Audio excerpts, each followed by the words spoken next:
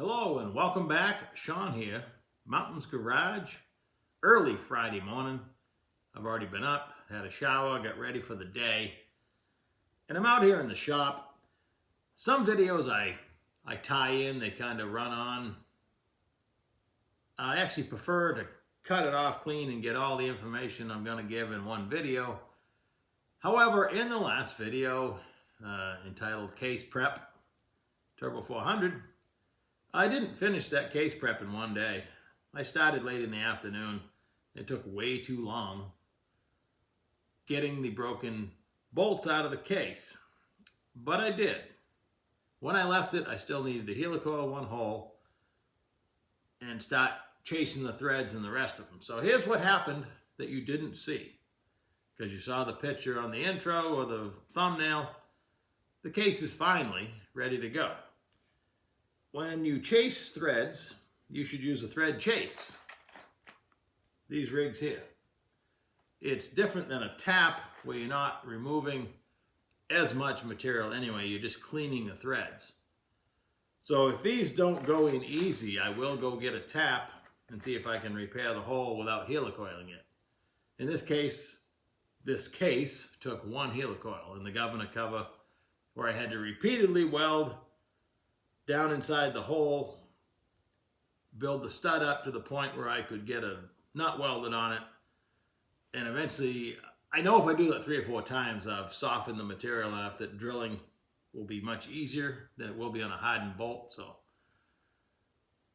you learn that from experience. So I'll give it several tries until in this point I was starting to hurt the aluminum by welding next to it. Typically it's not bothered by it a few times, but if you continually, plunder that same hole, eventually it's going to get mad at you. So I was able to helicoil it.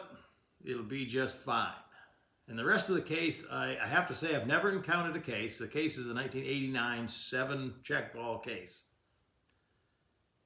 I've never had one with threads that tough.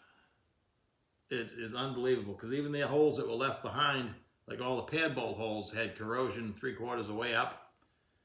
So to bust these through, I like to make sure these go through to the other side.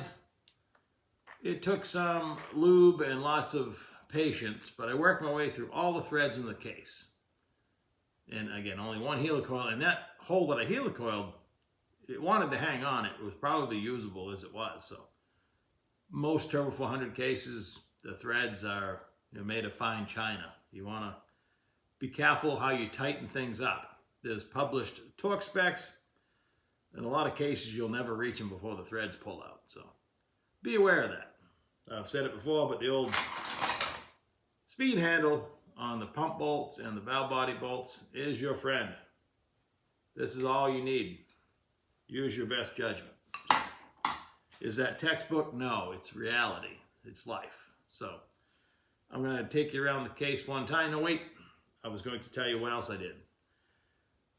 Chase the threads. Totally happy with that. I cut the ears off. I had already tapped out the vent hole. I stoned the valve body area. Mostly because I had left soap on it from last time I washed it and it had fine powdery discoloration, so I wanted to get rid of that. I scraped one more time, ran it in the parts washer another 1.5 hours. While it's still hot, I put it back in the holster and I spray it off with brake clean with the door open. It's probably not healthy. And then I blow dry everything. I have a bunch of plugs. I have an old pan that I keep full of all the other plugs that I need to plug off every hole in the transmission that I don't want paint in. And I set it outside in the sun. It was hot again yesterday, mid-80s, and painted it right in the sun. I used an entire can of, in this case, it was Krylon, the King can. It took an entire case because the case just absorbs a ton of paint. And if you don't put enough on, it looks really bad. I'm not a fan of the satin colors. I don't know why I have so many. But anyway, this case is now semi or flat black. Flat, it says. And it's finally ready for assembly. Now, it was worth the effort because it's a heck of a case. It is as HD as HD cases got. It's not marked HD, but I'll show you the differences. And it seems a good time to remind you that the Chevrolet cases were all light duty compared to the HD cases of the Buick, Olds, Pontiac, Cadillac. So now let's take a peek at it. When I say that I stoned the valve body area, I just used my sharpening stone. It's like maybe 2 by 4 inches. I spray it with either WD-40 or brake clean, just something to lubricate. And everything here, including the pan gasket area, is on the same plane. Everything. So it cleans everything just by stroking it around a few times. This is going to get valve body gaskets, so it was not a necessary step other than to make sure you didn't, or somebody hasn't hurt with this socket trying to get the center support bolt out, hurt the area around that hole right there. But now it's nice and clean, good to go. So what makes this an HD case in Chevrolet world anyway, sorry about the camera action, extra material down here. A lot of times this is an open cavity. This has extra material and it's thick on the top right here. Extra transfer case adapter support, I suppose. It has a thick rail here. And that's about as HD as a Chevrolet case got. With the exception of what would have been tapped M10 1.5. There would have been 3 of them on each side for the big aluminum Bellhausen cover if this was 4-wheel drive, but it was 2-wheel drive, so they were never tapped. By comparison, up in the rack, this is a Pontiac HD case with these ribs that run here through the valve body area. The thickness of the pan rail. You can't see it, but the Bellhausen's cut off, but there was Bellhausen rib supports. Good stuff. I mentioned that was a 7 check ball case, 1989, 89, 90, 91, 92, 93, all had 7 check balls. Is it a problem? Only if you get mix and matching and put the wrong gasket on a 7 check ball separator plate. Let's make it easy. If you're using any trans brake valve body all made for a 6 check ball case, just bolt it right on your 7 check ball case and don't worry about it because nothing's going to happen. Do look for the restrictor for the rear servo and drill that out because in my world it's not a restriction I want. The 7th check ball was designed to soften the reverse engagement. Not anything I want a part of, especially with a trans brake. This transmission's only getting a manual valve body, but you know what I'm saying. The looser torque converter, it's no doubt going to have, will provide all the cushion I need. That also applies to dual feeding the forward clutch. I'm not concerned about it banging into gear with a looser converter. So if you, back to the valve body situation, there's lots of information online, but pretty much if you're going to use a 7 check ball separator plate that came with the transmission, use the correct gasket, the upper gasket. The lower stuff doesn't matter. So just make sure you have that matching. But if you're putting traditional, all the other years, 6 check ball valve bodies, just bolt them on the 7 check ball case and never look back. That's clear as mud, right? All right, now let's talk about pumps. I'm pretty sure you could shoot many hours of video talking about all the differences there are over the years. But that's my stomach growling. I haven't had breakfast yet. If you can hear that, that's what it is. There's 2 pumps you're going to encounter 95% of the time. The 121, which is cast into the pump body. This is called the body. This is the cover, or the front and the back. But in technical terms, this is a pump body, pump cover. Cast into the pump body will be a 3-digit, well, it ends in 3 digits. 895 is the most popular one, 1971 and up. And the 121 was used about 68 to 70. After the switch pitch converter pump, which is different, it looks different. They used the 121 for about 3 years. and it had a different pressure regulator valve. You have to be aware of that. Don't put the wrong valve in. Easy way to tell. This is squared off right here. This takes the solid pressure regulator valve. The other style is round right here, and it takes a pressure regulator valve that has a balance hole drilled into it. In this style, they drilled the balance hole into the cover. So, not very often. There's two areas you're going to encounter wear. Not very often do you encounter wear on the cover. But if something has pushed on the inner gear, you're going to get a wear pattern there. And if it's not too bad, I don't know what you're going to consider too bad, or if any specs are published, but I would think, up to 15 thousandths-ish, maybe 20 thousandths, you could machine off this surface. And what that's going to do is it's going to move the O-ring down in the bore of the case. That's no big deal. Might be a good thing. It's also technically going to move the pump gears away from the engine, but we're talking at most 15 thousandths. I measure here to here. I've already measured this one. I haven't done anything with this. It's just a raw pump I took apart. Well, I washed the body, but the cover obviously hasn't been touched. It's full of rust and everything else. I just popped it apart, and I saw damage. Now, the pump gear itself doesn't really look bad. And you could stone that and get that material off and still use them if you want to, or I like them because they're made in America and all your replacement pump gears aren't.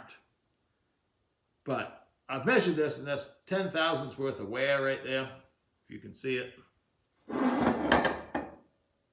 And that's not acceptable. This needs to be smooth. So that needs to be addressed.